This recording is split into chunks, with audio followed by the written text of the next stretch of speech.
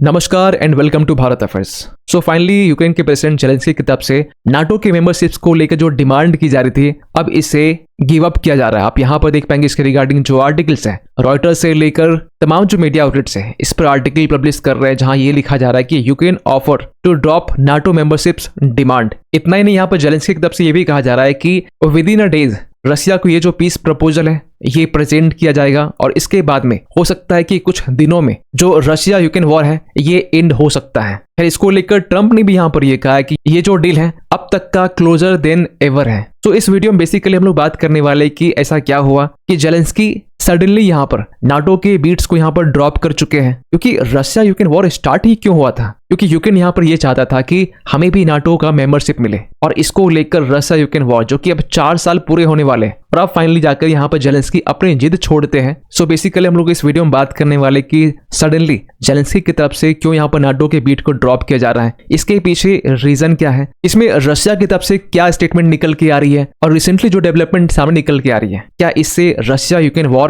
And हो जाएगा। सो बात करते शुरुआत से। आपको पता होना चाहिए कि रशिया यूक्रेन वॉर जो कि अब 4 साल कंप्लीट होने वाले हैं अगले साल फरवरी के टाइम में, क्योंकि 2022 के टाइम में ये स्टार्ट हुआ था, और ये वॉर स्टार्ट होने के पीछे रीजन था यूक्रेन की तरफ से नाटो के मेंबरशिप्स को डिमांड करना। NATO means north Atlantic treaty organisations, जिसमें आर्टिकल 5 ये कहता है कि एक कंट्रीज के ऊपर में अगर अटैक होता है तो ये जो अटैक है ये बाकी कंट्रीज के ऊपर माना जाएगा। इस चीज को लेकर यूक्रेन काफी डेस्परेट था, और नाटो की तरफ से भी यूक्रेन को ये उम्मीद दी गई कि it will invite Ukraine some days. जब ऐसी बातें की जाएगी नाटो की तरफ से तो ऑब्वियस सी बात है कोई भी देश ये उम्मीद से बैठा रहेगा कि आज नहीं तो कल जो नाटो है वो एक न एक दिन मेंबरशिप तो देगा ही। और इसी चीज को लेकर जो रशिया यूक्रेन वॉर है ये इतना लंबा एक्सटेंड हुआ कि अब 4 साल कंप्लीट ही होने वाले थे, लेकिन इसी बीच में यूक्रेन के प्रेसिडेंट जेलेंस्की की तरफ से ये सिग्नल दी जाती है कि हम लोग नाटो की बीट को ड्रॉप करने वाले हैं, और ये स्टेटमेंट दिया गया बर्लिन टॉक्स में। क्योंकि आपको पता होना चाहिए कि बर्लिन में रशिया यूक्रेन वॉर को लेकर एक पीस टॉक्स चल रही है,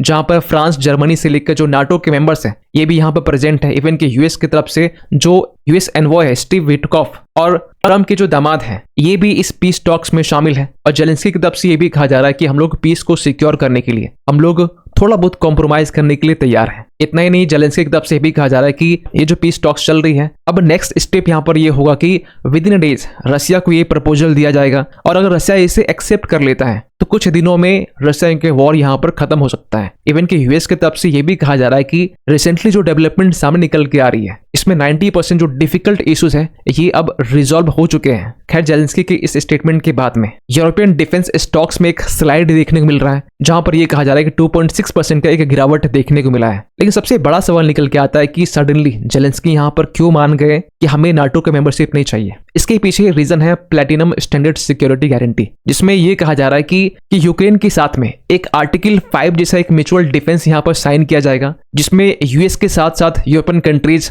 और बाकी जो अलाइज कंट्रीज जैसे कि कनाडा, जापान, ये लोग भी इस सिक्योरिटी गारंटी का हिस्सा रहेंगे, और इनकी तरफ से एक सिक्योरिटी गारंटी दी जाएगी यूक्रेन को, जिसमें आर्टिकल 5 जैसे प्रोविजंस होंगे जिस तरीके से नाटो में है। इसके अलावा भी एक मल्टीनेशनल फोर्स कॉपरेशन ये यूक्रेन में क्रिएट किया जाएगा, जिसमें यूरोपियन कंट्रीज एक कमीशन फॉर वॉर डैमेजेस ये क्रिएट करेंगे, जिससे यूक्रेन को अब तक जो डैमेज पहुंचा है इसकी जो भरपाई है ये रशियन जो फ्रोजन एसेट्स हैं यहां से करने की बात की जा रही है। इसके अलावा यूक्रेन को इकोनॉमिक सपोर्ट और रिकंस्ट्रक्शन फ्रेमवर्क के तहत में जो भी नुकसान हुआ है इसे फिर से रिबिल्ड किया जाएगा। इस बर्लिन टॉक्स में यूक्रेनियन नेगोशिएटर्स ने यहाँ पर यह कहा कि हमें ओनली डिप्लोमेटिक एश्योरेंस नहीं चाहिए, ये जो सिक्योरिटी गारंटी है ये लीगली बाइंडिंग होनी चाहिए और पार्लियामेंट से भी अप्रूवल मिलनी चाहिए। क्योंकि इसके पहले भी ट्रंप ने यूक्रेन को यह एश्योरेंस दिया कि यूएस और यूक्रेन के बीच में एक सिक्योरिटी डील यहाँ पर हो सकती है, जिसमें यूएस जो है ये आर्टिकल 5 जैसे प्रोविजंस को इसमें इन्वॉल्व करेगा। तो बेसिकली यहाँ पे यूक्रेन ये चाहता है कि आप सिक्योरिटी गारंटी दीजिए, लेकिन उसमें आर्टिकल 5 जैसे प्रोविजंस हो और ये लीगली बाइंडिंग हो। लेकिन बर्लिन टॉक्स में नाटो स्टाइल गारंटी को लेकर तो बात की गई, लेकिन जो सबसे बड़ा इश्यूज है दोनबास को लेकर, दोनबास जो आज के टाइम में रशिया के पास में है, वो ये जो पूरा रीजन है ना लुहांस्क से लेकर दोनेत्स्क, इस रीजन को लेकर यहाँ पर कोई बातचीत नहीं की गई। इस रीजन में इवन की जयपुर से लेकर खेरसोन, ये पूरे रीजन में आज के टाइम में रशियन ट्रूप्स यहाँ पर डिप्लॉयड है। क्रीमिया को रशिया ने 2014 के टाइम में कैप्चर किया था। इवन की रशिया की तरफ से कंडीशंस ये है कि ये जो रीजन है ये रशिया इसे गिव अप नहीं करने वाला है। और रही बात यूक्रेन को लेकर, तो नाटो के जो फोर्सेस हैं ये यूक्रेन में कभी डिप्लॉय नहीं होने चाहिए। ये दो कंडीशन के साथ में रशिया इस पीस डील को एक्सेप्ट करने के लिए तैयार है। और इस पे बीबीसी भी ये लिख रहा है कि यूएस ने यहाँ पर यूक्रेन को स्ट्रांग सिक्योरिटी गारंटी तो दी है, लेकिन जो टेरिटरी को लेकर जो पूरा इश्यूज है ये अब तक फिलहाल अभी अनरिजॉल्व्ड है। वैसे सबसे अजीब बात यहाँ पर यह है कि इस बर्लिन की इस पीस टॉक्स में रसिया तो प्रेजेंट ही नहीं था। मतलब ये पीस टॉक्स कुछ इस तरीके से था कि इसके पहले भी अलास्का समिट में जेलेंस्की प्रेजेंट नहीं थे, उसके भी पहले जब यूएस में यूरोपियन कंट्रीज पीस टॉक्स के लिए गए थे तो उस टाइम रसिया प्रेजेंट नहीं था,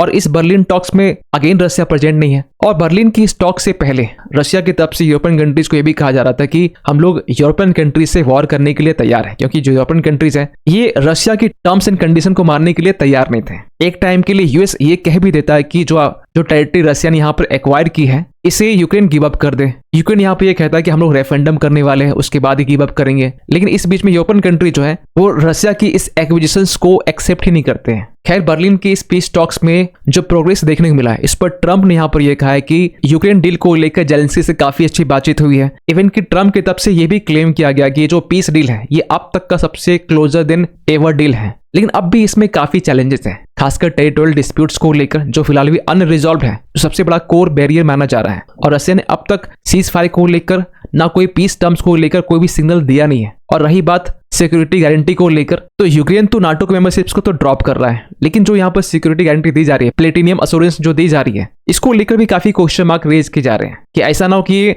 over the time politically fragile हो जाए। और एक्सपर्ट्स का यहाँ पर यही मानना है कि वेस्टर्न जो पॉलिटिकल डायनेमिक्स है, खासकर जो यूएस है, इनकी तरफ से सिक्योरिटी गारंटी देना इसे कॉम्प्लेक्स तौर पर देखा जाता है। अब देखने वाली बात यहाँ पर यह है कि बर्लिन टॉक से जो पीस प्रपोजल रशिया को यहाँ पर जो दी जाएगी, क्या रशिया इसे एक्सेप्ट करेगा? क्योंकि इस पीस टॉक्स में टेरिटरी को लेकर कोई भी यहाँ पर बातचीत हुई नहीं है, और रशिया के यहाँ पर यह कहना है कि इस टेरिटरी को हम लोग गिव अप नहीं करने वाले, और नाटो के जो मेंबर्स, नाटो के जो फोर्सेस हैं, ये यूक्रेन में प्रेजेंट नहीं रहने वाले हैं। लेकिन इसके बावजूद भी यहाँ पर ये कहा जा रहा है कि ये जो पीस टॉक्स है ये आगे रशिया और यूक्रेन के बीच में पीस डील करवा सकता है, क्योंकि आज से कुछ दिन पहले ऐसे अपडेट निकल के आ रहे थे जहां पर यह कहा जा रहा था कि ट्रंप रशिया में एक मेजर इन्वेस्टमेंट करने वाले हैं, खासकर रेयर अर्थ एक्सट्रैक्शंस को लेकर, क्रिटिकल मिनरल्स को लेकर। इवन की इनकी तरफ से यह भी कहा गया कि जो यूरोपियन कंट्रीज रशिया से ऑयल परचेज करते थे, एलएनजी परचेज करते थे, जिसे यहाँ फिलहाल भी रोक दिया गया है, इसे फिर से यहाँ पर रीस्टोर किया जाएगा। इतना ही नहीं, यहाँ पर यह भी कहा जा रहा है कि जो फ्रोजन रशियन सॉवरेन एसेट्स है, जिसको लेकर यूरोपियन कंट्रीज यूएस भी कह रहे थे कि इसे रशिया यूक्रेन वॉर में यूक्रेन को फंड किया जाएगा इसी एसेट से। लेकिन जब यूएस के जो स्पेशल एनवॉय है स्टीव विटकॉफ, जब इन्होंने ऐसी बात की कि जो फ्रोजन रशियन एसेट्स हैं इसे अनफ्रीज किया जाएगा, इसको लेकर यहाँ पर जो यूरोपियन कंट्रीज है इन्होंने स्टीव विटकॉफ के ऊपर में ये कमेंट किया कि जो स्टीव विटकॉफ है इन्हें एक साइकेट्रिस्ट की जरूरत है, क्योंकि यूरोपियन कंट्रीज ये कभी नहीं चाहते कि जो फ्रोजन रशियन एसेट्स है इसे अनफ्रीज किया जाए। खैर, अब देखने वाली बात यहाँ पर यह कि इस बर्लिन टॉक्स में जेलेंस्की की इस स्टेटमेंट के बाद में रशिया की तरफ से क्या रिस्पॉन्स आता है, और क्या रशिया इस पीस डील को एक्सेप्ट करेगा। और जिस तरीके से ये बातें की जा रही है कि 90% जो इश्यूज हैं वो रिजॉल्व हो चुके हैं, तो जो 10% जो इश्यूज है खासकर टेरिटरी को लेकर, क्या रशिया इससे एग्री होगा, या यहाँ पर जेलेंस्की अपनी टेरिटरी को गिव अप करने के लिए तैयार होंगे? खैर, आप क्या सोचते हैं पूरे अपडेट को लेकर? कमेंट कीजिएगा। मिलते किसी अगले वीडियो में, तब तक के लिए थैंक यू सो मच।